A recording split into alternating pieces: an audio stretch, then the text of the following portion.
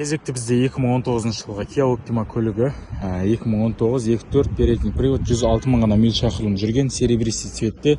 Пауэр женесі дәл осы бұрыштан болған екен. Крылосы ауысады, капот өзіне жарауға келеді, бампер ауысады.